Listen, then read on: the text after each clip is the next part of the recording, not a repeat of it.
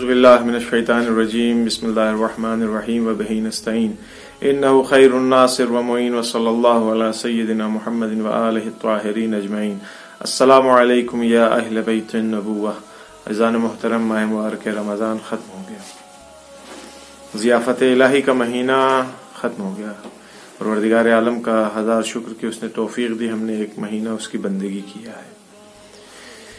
ہم تمام لوگ پروردگار عالم کے مہمان تھے، اب خداوند عالم اپنے مہمانوں کو رخصت کر رہا ہے۔ ہم اور آپ جب اپنے مہمانوں کو رخصت کرتے ہیں تو کیسے رخصت کرتے ہیں؟ جب ہمارا مہمان ہم سے رخصت ہوتا ہے تو ہمارا دل بھی تنگ ہوتا ہے، اس کا دل بھی تنگ ہوتا ہے، وہ بھی اداس ہوتا ہے، ہم بھی اداس ہوتے ہیں۔ ہم کوشش کرتے ہیں کہ جتنے دن بھی ہمارا مہمان ہمارے پاس رہے اس کی زیادہ سے زیادہ خاطرداری کر سکیں، اس کے تکلیف، اس کو ذرہ برابر بھی تکلیف نہ ہو، اس چیز کا ہم خیال رکھتے ہیں۔ اس کو جتنا زیادہ سے زیادہ آسانی، آسائش اور سہولتیں فراہم کر سکتے ہیں اس کے لیے کرتے ہیں۔ اس ایک مہینے میں، عام دنوں میں تو ہم سوئیں تو نٹھلے نکمے کہے جاتے تھے، لیکن اس ایک مہینے میں ہمارے سونے کو عبادت قرار دیا گیا تھا۔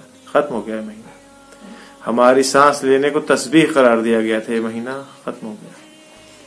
ہمارے ایک آیت پڑھنے پہ پورے ختم قرآن کا ثواب ملتا تھا، ختم ہو گیا۔ بلا تشبیہ ٹیرف وغیرہ موبائل میں آپ ڈلواتے ہیں، کبھی انٹرنیٹ پیک کے لیے، کبھی کال وغیرہ کے لیے، ایس ایم ایس کے لیے۔ جب ٹیرف پیک آپ کے موبائل میں رہتا ہے، آپ آنکھ بند کر کے، مثلا ایک مہینے کا ٹیرف ہے آپ کے پاس، تو آنکھ بند کر کے بہت ساری چیزیں فری ہو جاتی ہیں، بہت سارے پیکیج میں آپ کو بہت سارے فائدے ملتے ہیں۔ لیکن جب ٹیرف ختم ہونے لگتا ہے، لاسٹ ڈے کیا میسج آتا ہے جب اس کا آخری دن ہوتا ہے کہ آپ کا ٹیرف ختم ہو گیا ہے، اب اس کے بعد آپ کا حساب کتاب جو ہوگا وہ فل چارج لگیں گے۔ مثال کے طور پر آپ نے کال کا ٹیرف ڈالا تھا تو وہ کال کے فل پیسے جو لگتے ہوں گے وہ لگیں گے، اب ٹیرف والے 10 پیسے کی کال نہیں ہوا کرے گی۔ یہ مہینہ، اس مہینے میں پروردگار عالم نے ہم لوگوں کے لیے ایک ٹیرف کارڈ ایشو کیا تھا، ٹیرف واؤچر دیا تھا ہم لوگ کو۔ ایک آیت پڑھو، ایک قرآن، ختم قرآن کا ثواب لو، سانس لو تسبیح کا ثواب لو، سو عبادت کا ثواب، ہر چیز کے بہانے سے خداوند عالم عطا کر رہا تھا نا۔ اب یہ مہینہ ختم ہو گیا، بچے تو اگلے برس ہم ہیں۔ ماہ مبارک رمضان پھر ہے، اگر توفیق رہی تو۔ توفیق بہت اہم ہے، اور جو نکل لیے دنیا سے چل بسے تو پروردگار عالم کی بارگاہ میں یہی دعا ہے جو کل کہا تھا کہ ہمیں محروموں میں قرار نہ دینا، مرحوموں میں قرار دے۔ مشکل نہیں ہے، موت برحق ہے، اور ہمارے اعمال کو، ہماری عبادتوں کو، جو بھی ہم نے اچھے عمل انجام دیے انہیں بے نحو احسن قبول کر اور ہمیں سرفراز فرما اپنی بارگاہ میں۔ یہ کل ہم نے بات کہی تھی، محروم ہونا برا ہے، مرحوم ہونا برا نہیں ہے۔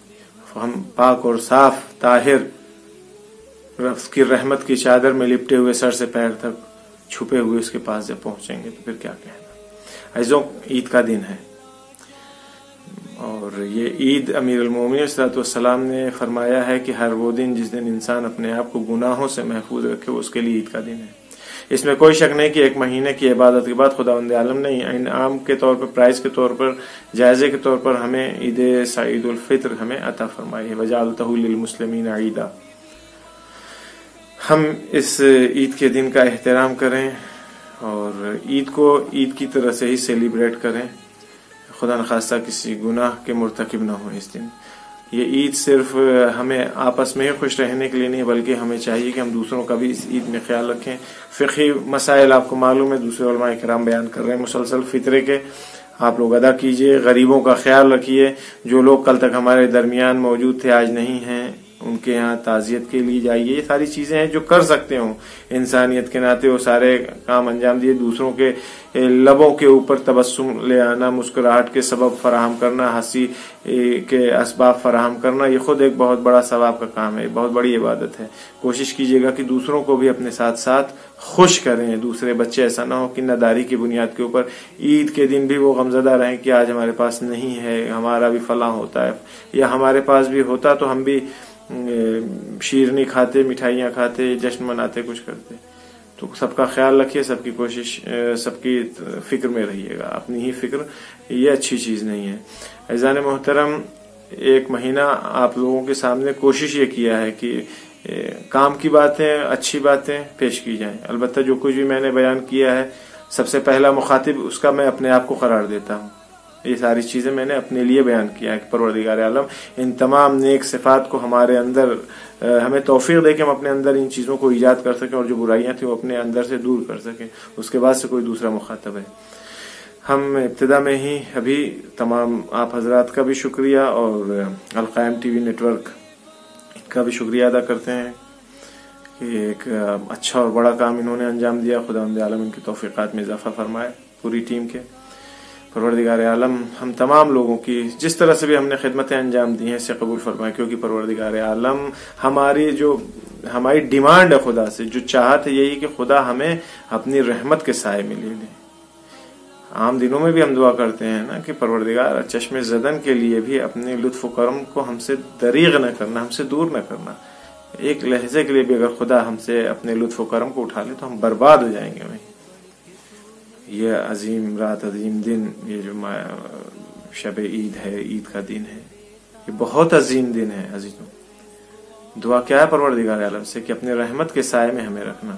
یہ رحمت واسعہ کیسے ملتی ہے, کیا کریں کہ ہمیں رحمت واسعہ پروردگار عالم کی حاصل ہو جائے؟ تو ختم ہے. لیکن ایسا نہیں کہ خدا صرف ایک مہینے کے بعد نہیں گیا, نہیں ہے. واؤچر ہمارے پاس نہیں ہے, ٹیرف ختم ہو گئی ہے, اب اس کے لیے انتظار کرنا پڑے گا. پھر کوئی اسکیم آئے گی. اسکیم سال بھر میں مختلف موقع کے اوپر ہے. شب قدر سے جو محروم رہ گیا ہو وہ چاند رات شب عید اس کا موقع ہے. جو شب عید سے بھی محروم رہ گیا ہے اس کے پاس کوئی دوسرا راستہ نہیں, وہ پھر عرفات کے میدان میں حاضر ہو, جا کر کے وہاں توبہ استغفار کرے.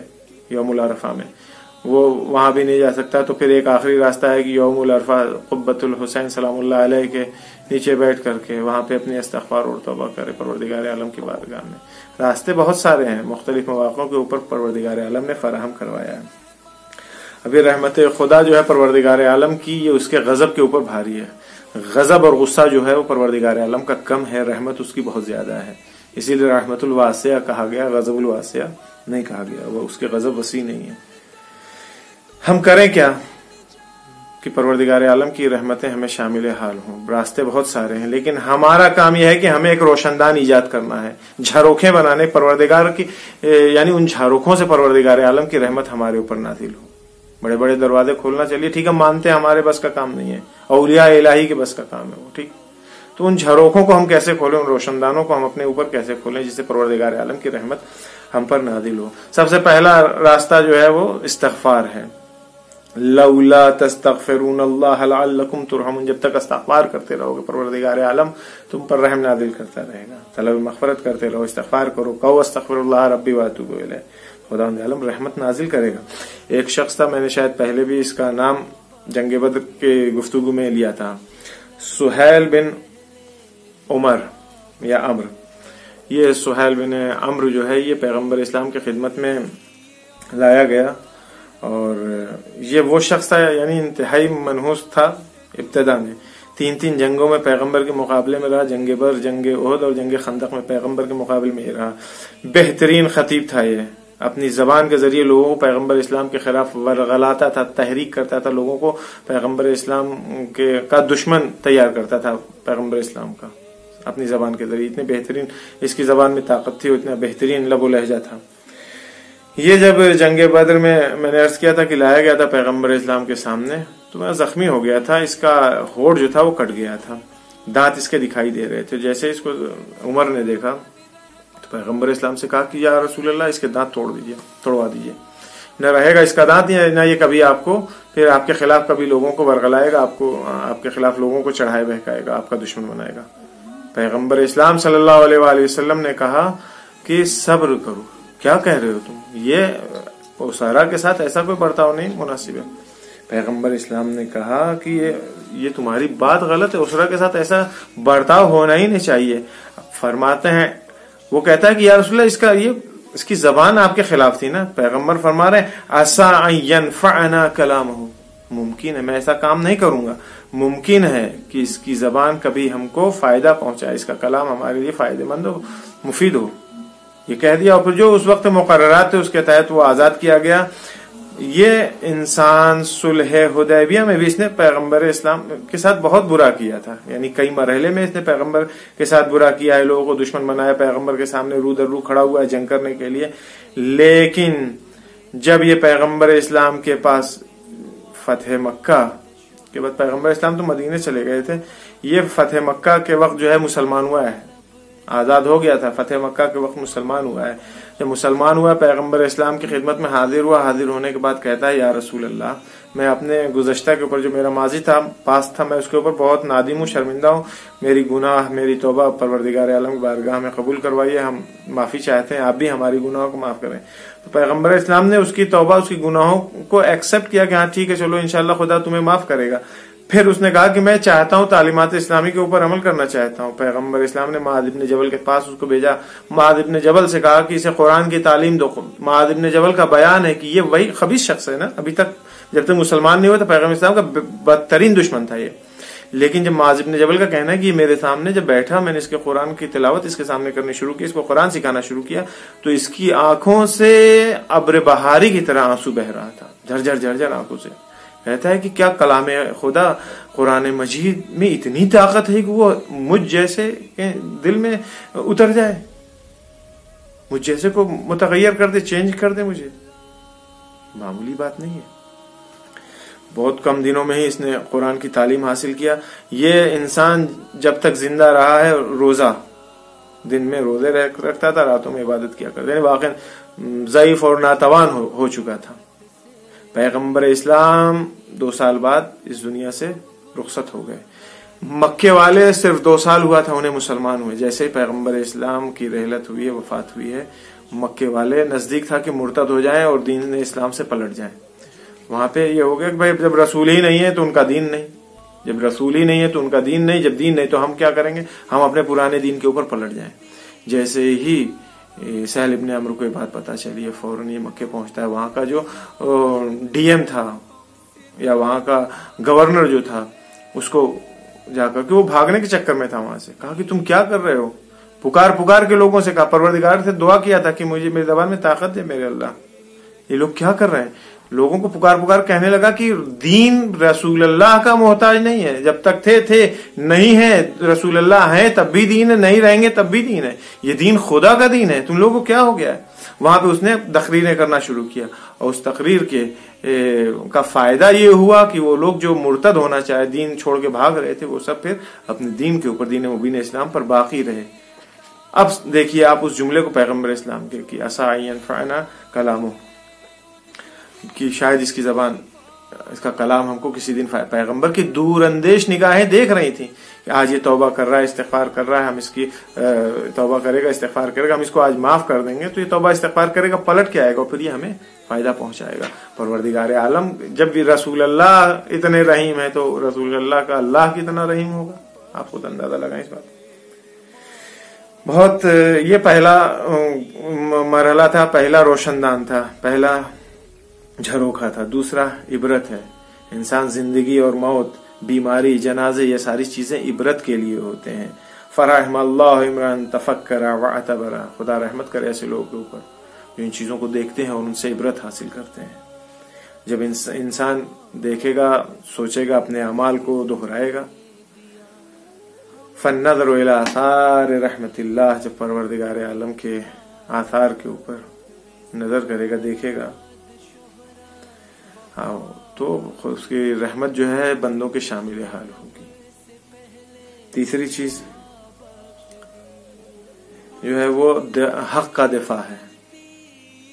اسلام مظلوموں کا حامی ہے، ظالموں کے خلاف ہے۔ اولیاء الہی معصومین علیہ الصلوۃ والسلام کا طریقہ بھی یہی رہا ہے کہ ظالموں کے مقابلے میں کھڑے ہو جاؤ۔ آپ یہ بتائیے، اگر کوئی انسان کسی ظالم کے باطل کا سامنے ڈٹ کر کھڑا ہو جائے، کیا پروردگار عالم کی رحمت اس کے شامل حال نہیں ہوگی؟ رحم اللہ عمران احیا حقا و امات باطلا، خدا رحمت کرے ایسے شخص کے اوپر جو حق کو زندہ رکھتا ہے اور موت باطل کو مارتا ہو۔ آپ دیکھیے، یہ حق گوئی بہت بڑی چیز ہے۔ حق گوئی جو ہے وہ سبب بنتی پروردگار عالم کی رحمت شامل حال ہو۔ حسان ابن ثابت، اس نے امیر المومنین کے حق سے دفاع نہیں کیا تھا۔ انس ابن مالک غدیر میں موجود تھا لیکن دفاع نہیں کیا حضرت کی۔ بہت سارے اصحاب تھے جنہوں نے امیر المومنین کا حق کا دفاع، جانتے تھے کہ حضرت حق پر ہیں لیکن زبان سے انہوں نے دفاع نہیں کیا آگے بڑھ کر کے. صدیقہ طاہرہ رات میں لوگوں کے گھروں پر گئی نا, بہت سارے اصحاب تھے, انہوں نے صدیقہ طاہرہ سے کہا تھا کہ ہاں ہم آپ کے ساتھ ہیں, ہم آپ کی گواہی دیں گے, لیکن اگلے دن کوئی بھی نہیں آیا گواہی دینے کے لیے. یہ سب کے سب رحمت الہی سے محروم لوگ تھے. حسان ابن ثابت نے خود شعر کہے تھے امیر المومنین کی مدح میں, لیکن جب وقت آیا تو حق گوئی سے مکر گیا.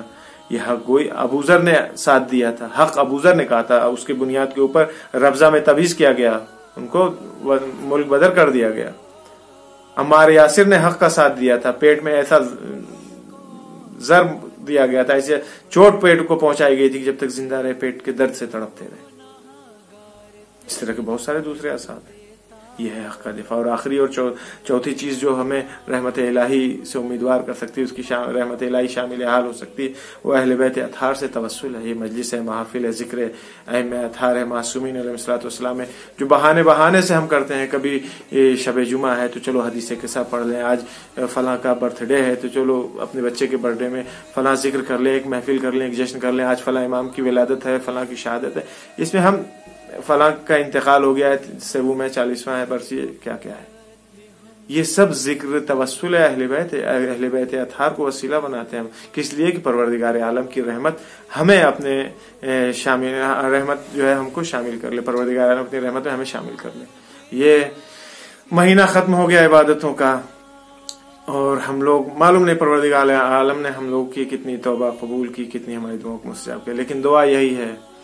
دیکھیے ان جو ایام خوشی کے, اس میں بھی زیارت ابا عبداللہ الحسین علیہ السلام مستحب ہے. ذکر توسل میں یہ بھی آتی ہے. جتنی بھی خاص تاریخیں ہمارے یہاں سب میں ابا عبداللہ الحسین السلام کی زیارت مستحب ہے. تو عید کے دن بھی زیارت مستحب ہے 2 رکعت نماز کے ساتھ. یہ نہ بھولیے گا سارے نیک کام کے ساتھ ساتھ. پروردگار عالم بحق اہل بیت اطہار, بحق ابا عبداللہ الحسین علیہ السلام ہم تمام لوگوں کی ایک مہینے کی عبادتوں کو بنا حسن قبول فرمائے انشاءاللہ. ہماری گناہوں کو معاف کرے. ہمارے والدین ذوی الحقوق جن کا ہمارے اوپر حق تھا اس دنیا میں موجود نہیں ہے, ان لوگوں کی مغفرت فرمائے. جن لوگوں نے دعاؤں کے لیے کہا تھا ان کی دعاؤں کو مستجاب فرمائے. مریضوں کو بالخصوص وہ افراد جن کے یہاں مریض ہیں دعا کے لیے کہا تھا, اللہ لباس عافیت اور صحت انہیں جلد از جلد عطا فرما. میرے مالک امام زمانہ کے ظہور میں تاجیل فرما, ہمیں ان کے اعوان و انصار میں شمار فرما. والسلام علیکم ورحمۃ اللہ. صلی اللہ علیہ وسلم.